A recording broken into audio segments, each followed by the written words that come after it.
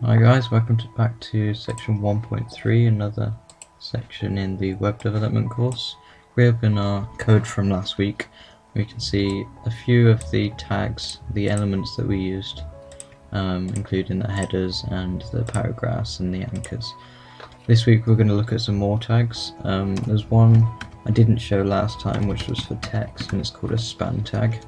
A span acts just as a paragraph tag, except from it goes on the same line as everything else around it. So if I add some text in here, and then we open up our web page, which is not in there.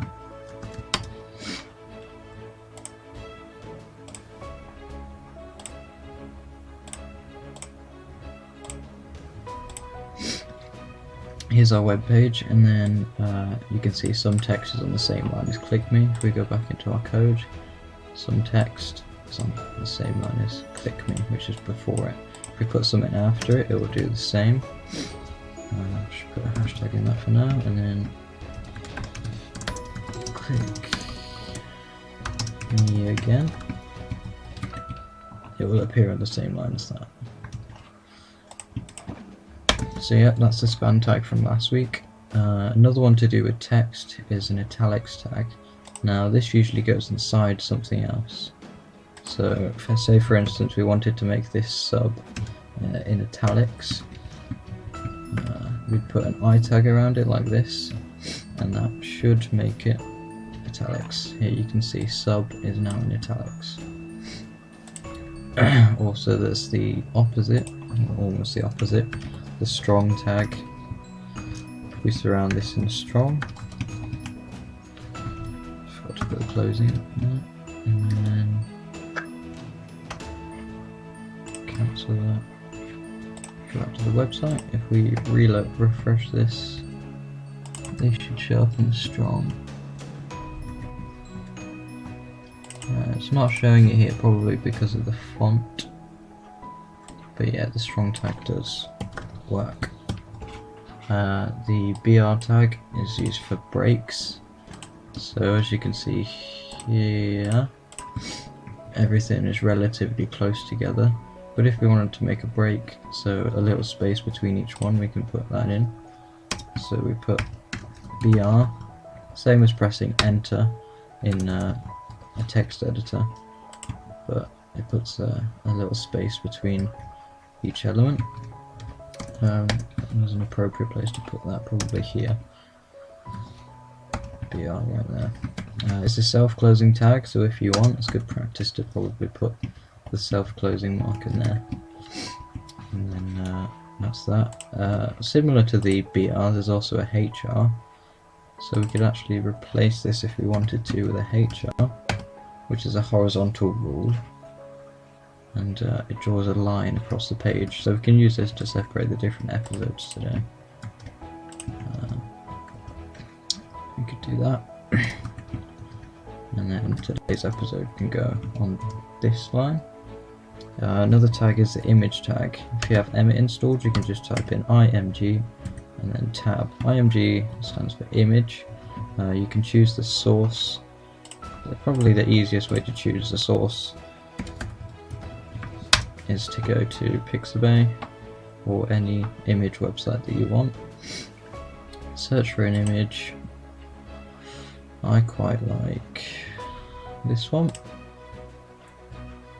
And then you can right click on the image,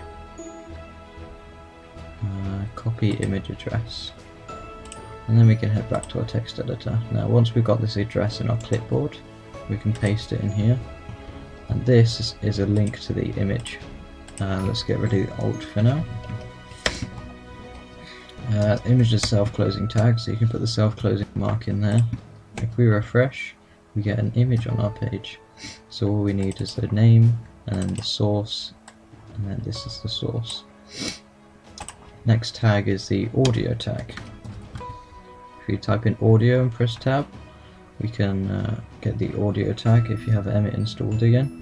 And then in here you put a path file to an audio file, say audio.mp3, and then this will appear on the page with some controls, but I don't actually have an audio file, so I can't show you that one. Next is the form. Let's just put another horizontal rule in here. Next is the form. If you type in form and then tab, we can ignore the action for now, and then we open this. Once we've opened it, we need to go one tab space in. So you hit the tab key on your keyboard, which is the arrow one next to the Q, and then in here you can put various elements of a form. You'll notice if we refresh the page, there's nothing actually on here. However, if we put something inside, like an input tag, which is the next tag I'm going to teach you about, input type text, that's a self-closing tag also, and we refresh, we can see the input right here. But I'm just going to put a couple of BRs after this, so that the page goes a bit further. Okay, this is the input. Let's put the name of the tag. We can do that with a H2. This is a form, so H2 is just a header to head our form, and then we can have this. As mentioned before, you could put a span in here because it goes on the same line. Say username, and then you can see it appears on the same line. If you put loads of spaces in here, it doesn't really make a difference, because HTML automatically cancels out white space. White space is all the space where there's no characters. We can do another one for password, and to do a password we simply type password, and then whatever, sorry, I forgot to replace this one. Whatever we type in here won't actually be shown, it will show dots or stars instead. And they're all on the same line at the moment, which means we have to put one of those in to put them on separate lines. You can do it differently with CSS, but we're not going to go into that in this section of the course. At the bottom here we can actually, let's put a text area first. The text area is the another form element. It can have a name, but we won't worry about that for now. That's when you get into PHP, which is quite advanced. ID is also quite advanced because it's part of CSS. Columns and rows, so the amount of character columns you'd like and the amount of character rows, because it'll be a monospace text, I'm assuming, and you don't really need to open this. So I'm just going to leave it closed for now, but once you refresh on the page, you'll get a nice text area here. You'll notice that we have to add another BR to put it on a separate line, and you can resize the text area when you're on the screen. We'll just leave it like that for now. Next we have a select. So again, we'll ignore the name and ID, but we'll open it. Selection is a drop down list of items you like to select from. Let's leave value blank for now, and we can put in option 1. Actually, let's teach you a quicker way to do it with Emmet. If you type in option and then curly braces, and then inside this you put option, let's put a capital O just to please my teachers, option, and then this $sign. If you press tab after this, it opens, and here you can see there's a 1 in it. If we go back and then we type it at the end times, say 4, and press tab, it creates 4 automatically with all of the options in it with their numbers. We can just leave the values for now. Go back to the web page. I forgot to put BR in after text area. Okay, refresh the page. Now we can see a drop down list of options here, and this is another form element. Lastly, we have the button element. Type in button and press tab, and you can type some text in here, for example submit. That's what you usually have in a form. Click refresh, let's put that on a different line again with the BR tag. Yeah, you can change the size of this eventually with CSS, but we're not going to go into that in this section.